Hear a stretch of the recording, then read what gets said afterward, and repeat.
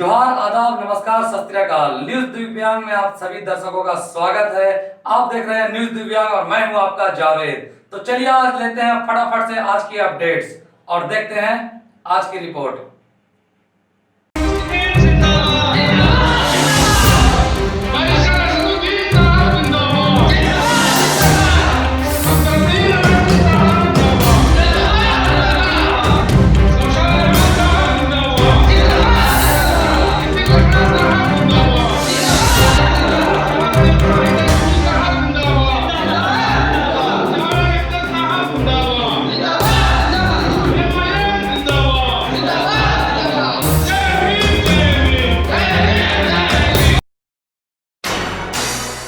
हिंदपीढ़ी में हुई AIMIM की अहम बैठक, सैकड़ों नए लोगों ने ली पार्टी की सदस्यता।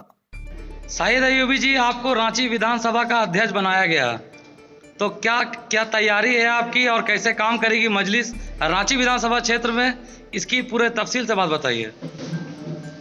सबसे पहले मैं आपको ये अवगत कराना चाहूँगा कि आज रांची महानगर हिंदपीढ़ी प्रखंड में परमंडल में आज एक जो मीटिंग रखी गई, उसका कारण क्या है आज आपको बताते हुए मुझे खुशी महसूस हो रही है कि आज एडॉक कमेटी जनाब नौशाद साहब के और शिशिर लकड़ा के द्वारा विधानसभा अध्यक्ष रांची मनोनीत किया गया जनाब जावेद अंसार साहब को एवं युवा अध्यक्ष जनाब आरिफ खान साहब को बनाया गया। मैं उनको मुबारकबाद देता हूं और उम्मीद करता हूं कि रांची विधानसभा एवं हिंदपीढ़ी परमंडल जो भी इनका क्षेत्र पड़ता है उन पर मजलिस को मजबूत करेंगे। अब जो सवाल आपने मुझसे की, मैं उम्मीद से ज़्यादा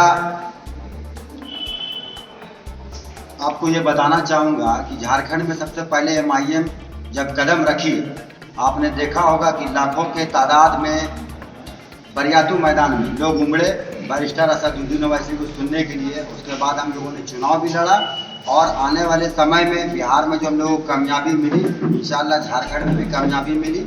उस वक्त हम लोगों को बहुत कम समय मिला था, इंशाल्लाह आने वाला समय में अब ज़मीनी स्तर पर काम हो रहा है। हमारे साथ युवा बुद्धिजीवी महिलाएं तमाम लोग जुड़ रहे हैं। आने वाला समय में इंशाल्लाह झारखंड विधानसभा से लेके डिप्टी मेयर से लेके मेयर से लेके आपका वार्ड पार्षद जो भी चुनाव होगा इंशाल्लाह उसमें हम लोग कामयाबी मिलेगी। हम लोग उस वक्त उस ओर जो है मेहनत कर रहे हैं और आगे इंशाल्लाह तमाम लोगों से, जैसे कि आज भी काफ़ी संख्या में लोग ने MIM ज्वाइन किया और इस बात की खुशी है कि इंशाल्लाह आने वाले समय में युवा के जो तादाद है वो हम महानगर में हम लोगों को फुल सपोर्ट मिलता है। मजलिस की जमीनी स्तर पर गतिविधियों में हुई तेज, नए सिरे से हो रहा है पार्टी का चयन। सर, आज का बैठक जो हुआ इसके बारे में क्या कहना है, क्या किस मौजू को लेकर बैठक हुई? जैसा कि आप देख रहे हैं कि नागरिकों के द्वारा आज ये एक सम्मान समारोह का आयोजन किया गया। इसमें कई लोग मजलिस में जुड़े भी हैं, मजलिस को पढ़ने के लिए वादा भी किया और आप देख रहे होंगे कि आजकल जो लोग अपने आप आ रहे हैं, हम लोग को बुलाने का जरूरत नहीं पड़ रहा, लोग समझ रहे हैं मजलिस के बारे में। तो जैसे लोगों को जानकारी हो रही है, लोग कुछ आते जा रहे हैं, हम लोग उनका स्वागत कर रहे हैं। भाई आइए आप हमारे मजलिस में जुड़िए, मजलिस का काम करिए, मजलिस के बारे समझिए, लोगों के बारे, लोगों का विकास हो, शिक्षा के क्षेत्र में, स्वास्थ्य के क्षेत्र में या जो भी उनको परेशानी होती है सबको लेकर के चलना, या कोई आदिवासी भाई उनको कोई परेशानी है, सबको सबका प्रॉब्लम को हम लोग देखने के लिए बैठे हैं। सर, आपको 5 जिलों का अध्यक्ष बनाया गया है, एक कमेटी बनाई गई है जिसमें 5 लोग हैं शायद, मतलब क्या इस कमेटी के बारे में जरा तफसील से बता दीजिए। अभी एक्चुअली ये एडॉक कमेटी बनाया गया है। एडॉक जो कमेटी होती है वो टेम्पोररी होती है, वो कमेटी का गठन करेगी, मजलिस को बढ़ाएगी, पार्टी को बढ़ाने के बाद है जब कमेटी का गठन हो जाएगा उसके बाद ये कन्वर्ट हो जाएगा हैदराबाद के निर्देश पर, ये प्रदेश में कन्वर्ट हो जाएगा। जब प्रदेश से कमेटी हैदराबाद बनाएगी उस समय एडॉक कमेटी खत्म हो। मजलिस के जावेद अख्तर को रांची विधानसभा क्षेत्र का अध्यक्ष बनाया गया। शिशिर लकड़ा जी, MIM की तरफ से आपको जिम्मेदारी दी गई है विधानसभा में, मांडर विधानसभा से आप हैं और वहाँ से बिलोंग भी करते हैं। लोकल क्षेत्रीय में आप कितना संगठन मजबूत करेंगे MIM को लेकर के? क्या MIM सक्सेसफुल हो पाएगा वहाँ पर? जी बिल्कुल हो पाएगा। अगले चुनाव में आपने देखा होगा कुछ कंट्रोवर्सी हो गया था, लेकिन मजलिस को इतना सपोर्ट मिला कि 23,592 वोट मिले मांडर विधानसभा और भी क्षेत्रों में, जैसे झारखंड और भी क्षेत्रों में आए। और उम्मीद है कि आने वाले समय में, यह तो पहला चुनाव था मजलिस के लिए झारखंड और 16 सीटों पर झारखंड में चुनाव मजलिस लड़ रही थी। और उम्मीद और आशा है कि समाज के सभी तबकों का साथ मजलिस को मिलेगा और पार्टी संगठन को बढ़ाने के लिए हम लोग को एडहॉक कमेटी में रखा गया है और एडहॉक कमेटी अपने स्तर से अच्छा काम कर रही है। हैदराबाद में रिपोर्ट कर रही है। जिला अध्यक्ष, विधानसभा अध्यक्ष, लोकसभा अध्यक्ष हम लोग को बनाना है।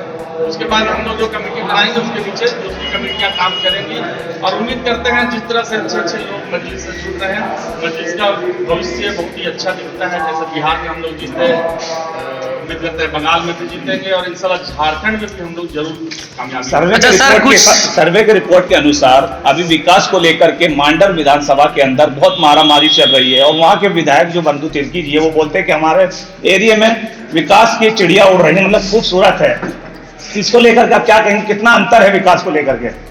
साथी कभी आप लोग आइए मांडर विधानसभा में, वहाँ की बदहाल सड़कों को देखिए, वहाँ के ग्रामीण क्षेत्रों के जीवन को देखिए, लोगों के जीवन कहीं कोई विकास नहीं है। सिर्फ ये बातें हैं, लंबी लंबी आदिवासी क्षेत्र है पूरा, किसी का विकास नहीं हो रहा है। ना अल्पसंख्यक समुदाय का विकास हुआ है।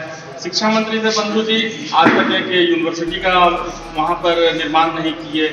ये केवल कहने के लिए हैं, वो अपने आप को आदिवासियों का नेता बोलते हैं। अभी देखिए सरना कोड के बारे में भी हम दो शब्द बोलना चाहेंगे कि सरना कोड अभी झारखंड विधानसभा से पारित हुआ है। झूठ का सभी आदिवासियों को रोड पे में निकाल के लड़ाया नचाया जा रहा है कि हम लोग का आदिवासी कोड के लिए, सरना कोड के लिए पास हो गया। ये बकवास और झूठ बात है। झारखंड सरकार सिर्फ और सिर्फ सरना कोड पे राजनीति कर रही है और कुछ नहीं है। MIM पुरजोर चाहता है, समर्थन करता है कि सरना कोड लागू हो और हम लोग बैरिस्टर असदुद्दीन ओवैसी साहब से भी हम लोग टच में हैं, बात कर रहे हैं कि आने वाला शीतकालीन सत्र में हम लोग देखते हैं सरना कोड का बात लोकसभा में उठाएंगे। क्योंकि अभी तक आप लोग देख रहे हैं कि झारखंड बने 20 साल हो गया, लेकिन कोई ऐसे आदिवासी नेता नहीं है जो आदिवासियों का हित क्या बात संसद भवन में उठाता है। उम्मीद करते हैं वैसे साहब हम लोग की बातों को सुनेंगे, यहाँ की आदिवासियों का जो भी मांग है उनको सुनेंगे और लोकसभा में इस बात को हम लोग पुरजोर रूप से उठाने का कोशिश करेंगे। वैसे साहब से निवेदन करेंगे। अच्छा सर, आपने अभी बंगाल की बात की, तो लोगों का कहना है कि अगर बंगाल में MIM दस्तक देती है तो ममता बनर्जी को खासा नुकसान का सामना उठाना पड़ सकता है। क्या कहेंगे इसके बारे में?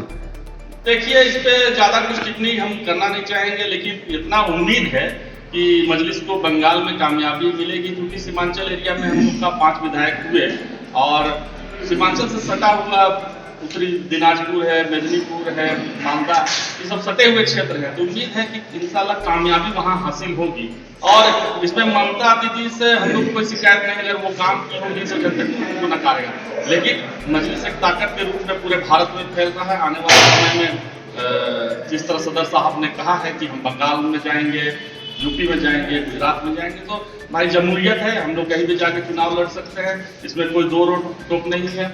आपने देखा होगा कभी बीजेपी के भी 2 सांसद हुआ करते थे, 300 से ऊपर सांसद है।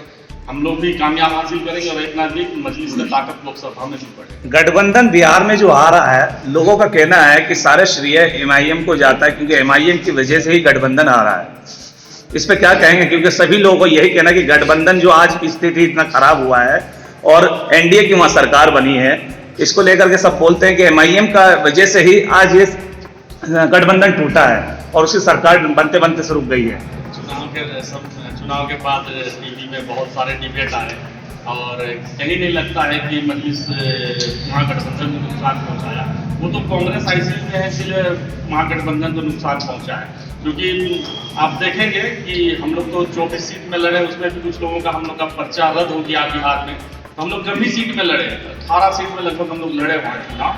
लेकिन कांग्रेस जो 70 सीट में लड़ी और 19 सीट सिर्फ जीती, तो वो महागठबंधन को ज्यादा नुकसान पहुंचाया, हम लोग नहीं पहुंचाया। हम लोग तो अपना लड़ रहे थे। अगर हम लोग आरजेडी के साथ मिलकर लड़ते तो सब लोग बोलते कि आरजेडी से मिलके ये लोग जीत गए, लेकिन हमारी ताकत अपनी अलग ताकत, हमारी अलग पहचान है, हमारा पार्टी का अलग संविधान है, आइडियोलॉजी है। जनता ने उसको स्वीकार किया है। चूंकि बिहार में काम नहीं हुआ था तो सीमांचल के लोगों ने हम लोगों को स्वीकार किया। तो लोकतंत्र है भाई साहब। देखिए, लोकतंत्र में जनता जिसको चाहेगी वही राजा है, ये तो आप खुद जानते हैं। मजलिस को घर घर पहुंचाने का संकल्प सारे सदस्यों ने लिया।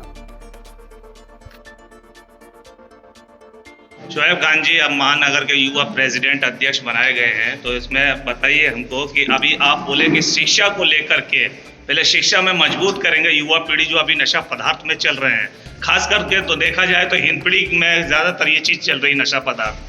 तो एमआईएम की तरफ से किस तरीके से युवा को मजबूत करेंगे और कैसे उसको एक प्लेटफॉर्म पे लाया जाए।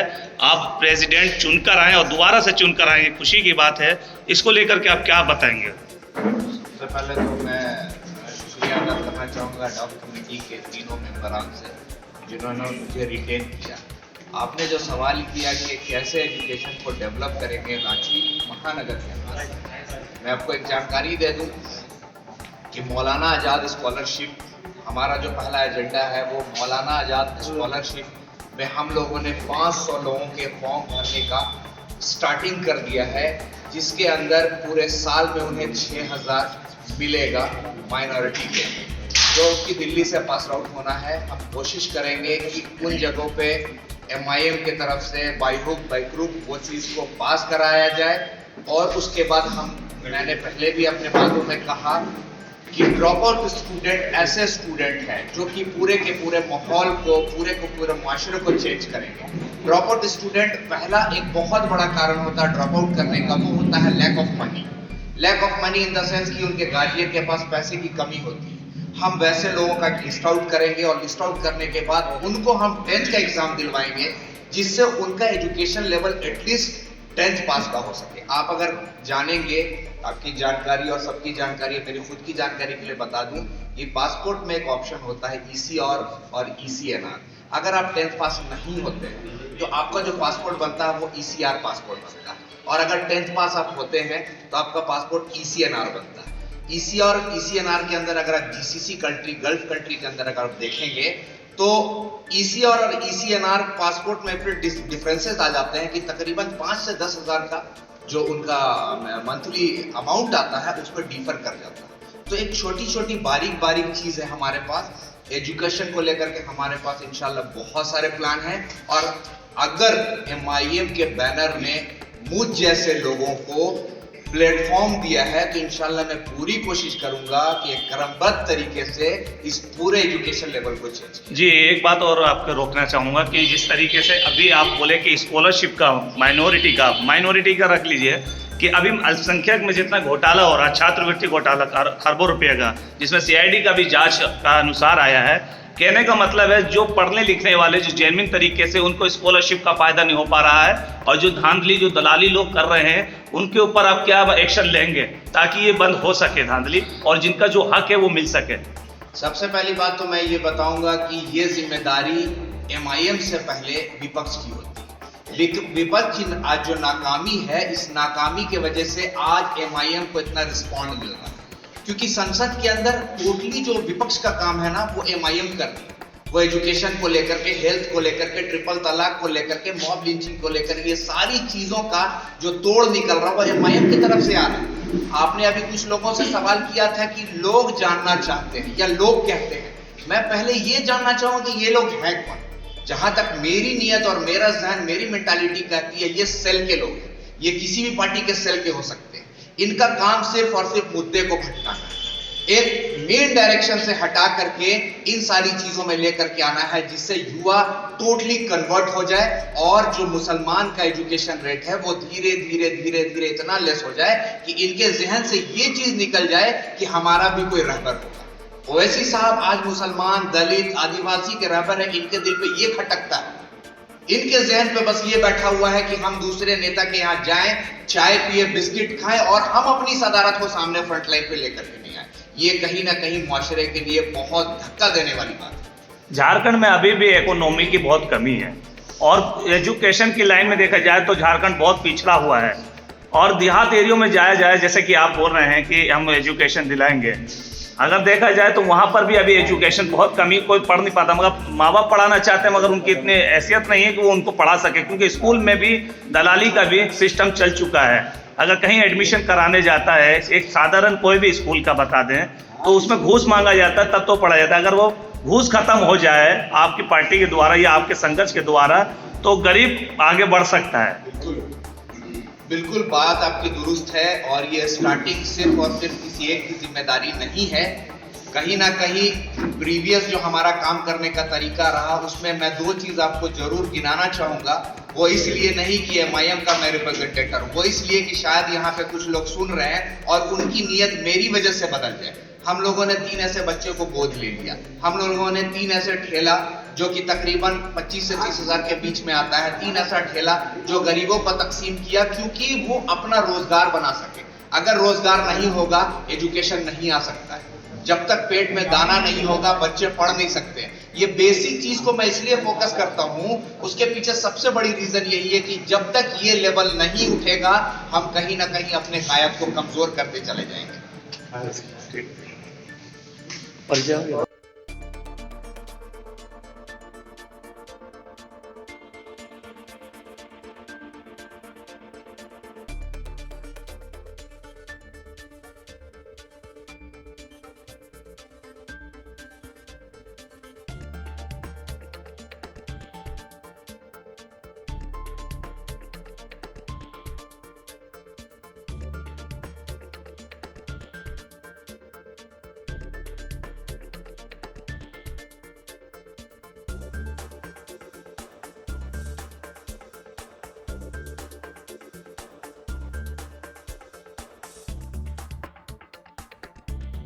भी दे सकते हैं हमें अपनी राय, अपने किसी कार्य, प्रोग्राम अथवा प्रोग्राम की जानकारी स्क्रीन पर दिए गए हमारे फ़ोन नंबर और ईमेल द्वारा। तो देखना ना भूलें। न्यूज़ दिव्यांग, मुख्य धारा है, अधिकार हमारा।